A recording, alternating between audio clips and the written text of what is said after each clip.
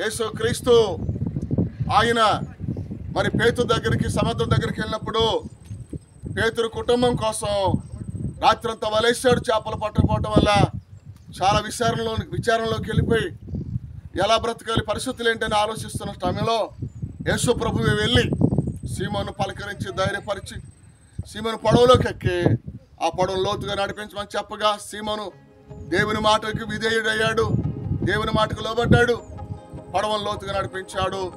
పడవ లోతుగా సముద్రంలోకి వెళ్ళాక దేవుడు చెప్పినట్టుగా వలేస్తే వల పిగిలిపోనంతగా చేపలు పడ్డాయి.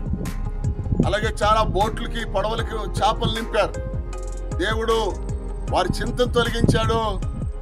అలాగే వారికి ఉన్న సమస్యలు పోగొట్టి సమృద్ధిని సంతృప్తిని ఇచ్చాడు.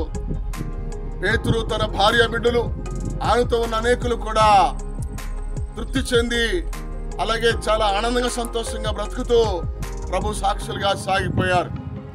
కాబట్టి ఈరోజు మరి ఈ కృష్ణా జిల్లా నాగాలంక మండలం సొర్లగొంది ఈ యొక్క సముద్ర ప్రాంతాలలో మేము కూడా చెప్పేది ఏంటంటే నీ కష్టార్జితాన్ని దేవుడు దీవిస్తాడు, నీ ప్రయాసను ఆస్వాదిస్తాడు, అప్పుల భారం నుండి మిమ్మల్ని బయట తీసుకొస్తాడు, సమృద్ధి మంచి స్థానాన్ని ఇస్తాడు. సృష్టికర్త అయిన దేవుణ్ణి స్మరణకు తెచ్చుకోండి.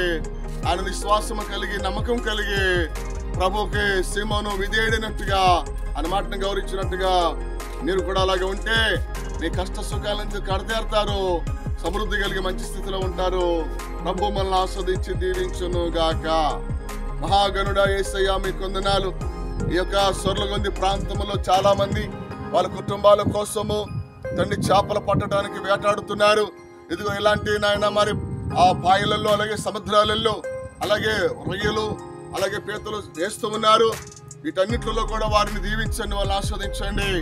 అలాగే వాళ్ళు తృప్తి చెందాలి, మంచి గృహాలు కట్టుకొని పిల్లలు చదివించుకుంటూ మంచి స్థాయిలో ఉండాలి. సృష్టికర్త దేవుడిగా విశ్వాసం ఉంచి ప్రార్థిస్తున్నాం. నీ పిల్లలు నిండారు దీవించి ఆస్వాదించమని యేసు నామములో ప్రార్థిస్తున్నాము తండ్రి. ఆమేన్ ఆమేన్. అందరికి వందనాలు.